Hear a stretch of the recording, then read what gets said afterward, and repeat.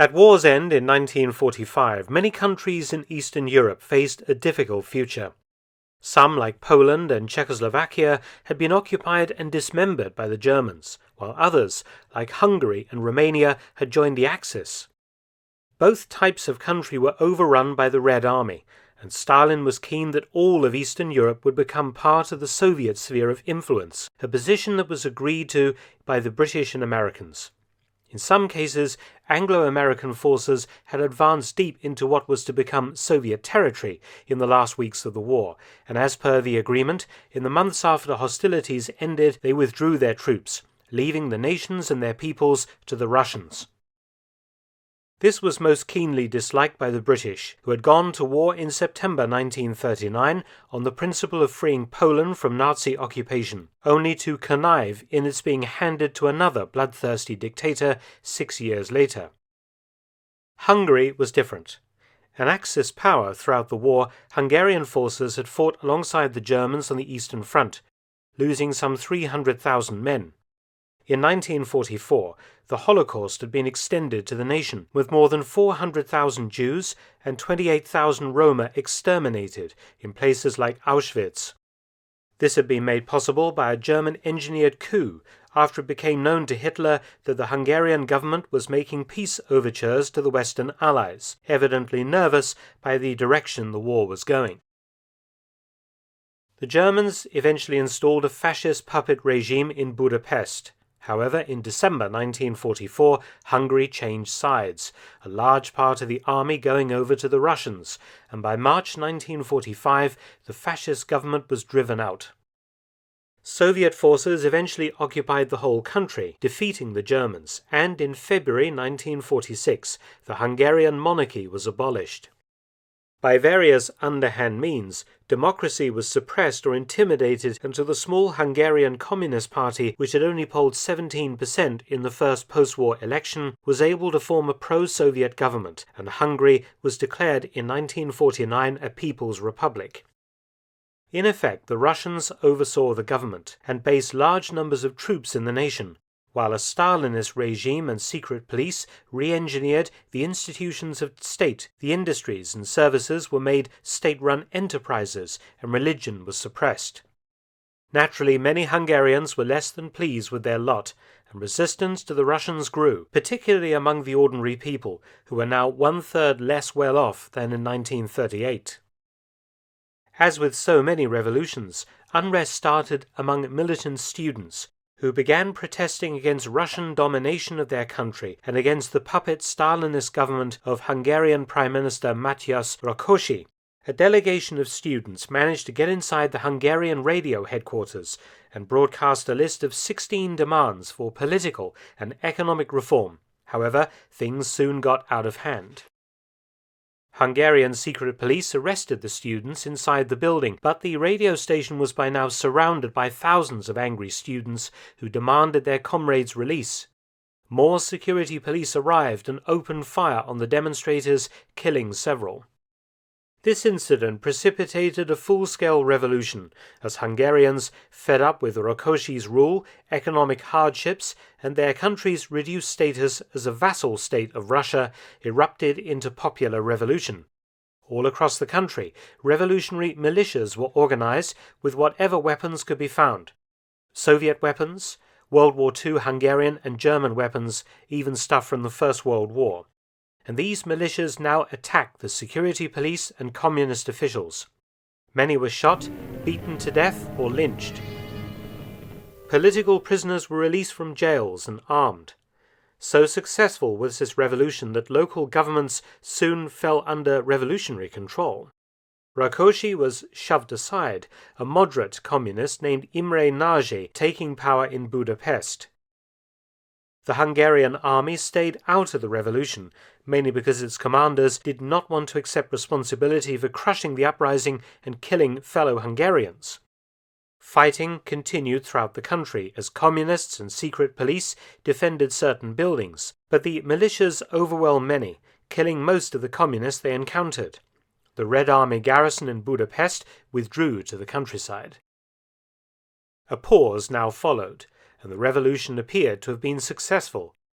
Nage proclaimed that he would disband the secret police and arrange for the withdrawal of the Russians from Hungary.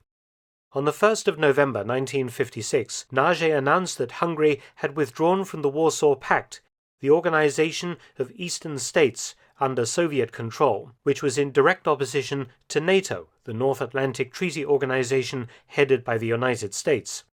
And it appeared that multi-party democracy would be permitted once again in Hungary. Symbols of the Red Army and Russian communism were destroyed or defaced, including statues of Stalin and Soviet war memorials, and Hungarians even burned Marxist books in the streets. From the Russian perspective, Hungary could not be permitted to go its own way. Soviet leader Nikita Khrushchev and World War II hero Marshal Georgy Zhukov wanted to negotiate with the Hungarians to avoid bloodshed, while World War II-era Foreign Minister Vyacheslav Molotov wanted military action taken. Naturally, the Hungarian Communist Party was demanding Soviet intervention in their country.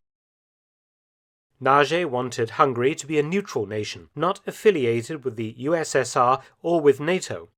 But this point would precipitate a Russian invasion. Why? Because if Hungary wanted to be neutral, it was believed by Moscow that due to its reintroduction of democracy, it would naturally move closer to the Western NATO powers. After all, it shared a border with Austria. Though Austria was not a NATO member, being unaligned, it was nevertheless a liberal democracy very much on the western side of the Iron Curtain. Soviet and Western forces had withdrawn from Austria in 1955, the country becoming independent. If Hungary went down this path, it would remove it as a buffer zone between Russia and the NATO states behind Austria, something Moscow would not tolerate. If the USSR tolerated Hungary breaking away, it would also fuel anti-Russian movements in other Warsaw Pact countries, particularly East Germany and Poland. Another figure to pressure Khrushchev to crush the Hungarians was Communist Chinese leader Mao Zedong. Khrushchev then informed the other Warsaw Pact nations that he was going to use military force to destroy the Hungarian Revolution. In Poland, there was huge support for the Hungarians. Aid organizations were established to try and help Hungarians who would flee from the fighting.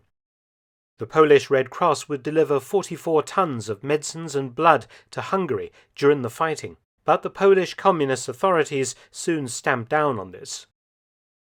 The West did little. Why? Because everyone's attention was on Egypt, where the Suez crisis was ongoing. The president of Egypt, Colonel Nasser, had nationalized the Suez Canal, which was owned by British and French interests.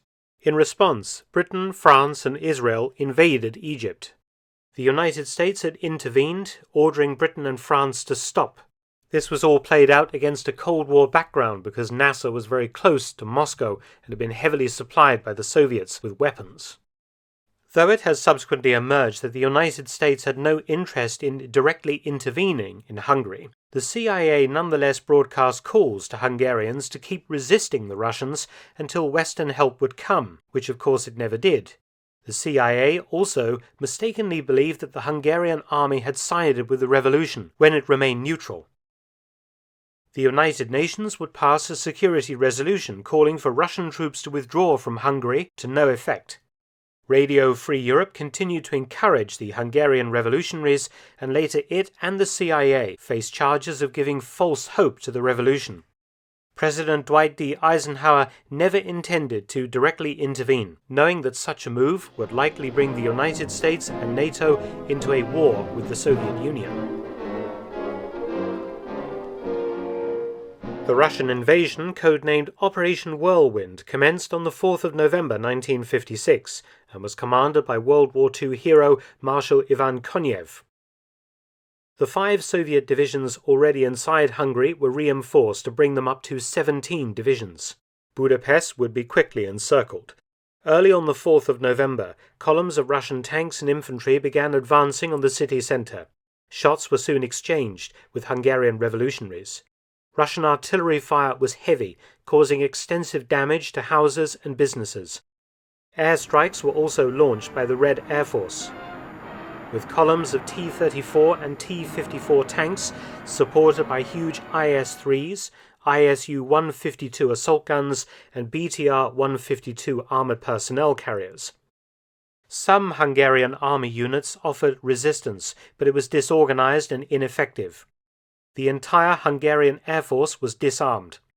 But Hungarian resistance fighters proved to be able opponents. The Russians were forced into bloody street fighting. President Nagy broadcast a plea to the world for assistance, but the radio station fell silent shortly afterwards. The fighters resisted from strong points, but the Soviets captured many important buildings and freed many communist government members. But the Russian army took heavy casualties and lost many tanks, and due to the fact that so many of the resistors were of course armed civilians, they shot at anyone they saw, causing a lot of casualties. But in the end, the Russians crushed resistance in Budapest.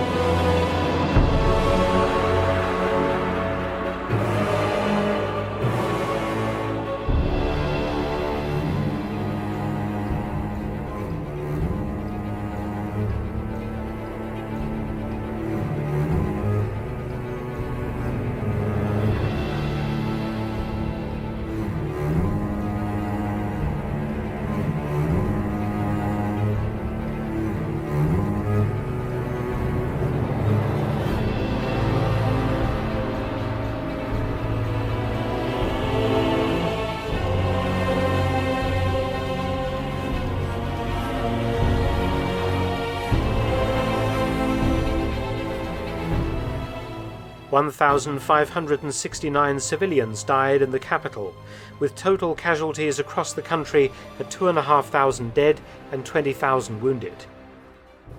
The Russian army suffered 699 killed, 1,450 wounded, and 51 missing in action. The results for Hungary were less than good. Nagy was branded a traitor by the Russians and the communist government, and a new pro-Moscow government was installed under János Kadar. 26,000 Hungarians were tried for their parts in the revolution, 22,000 were imprisoned and 229 executed. 20,000 Hungarians fled the country, most to the west via Austria. In June 1958, Imre Nagy was executed, along with the surviving revolutionary leaders. They were buried in unmarked graves.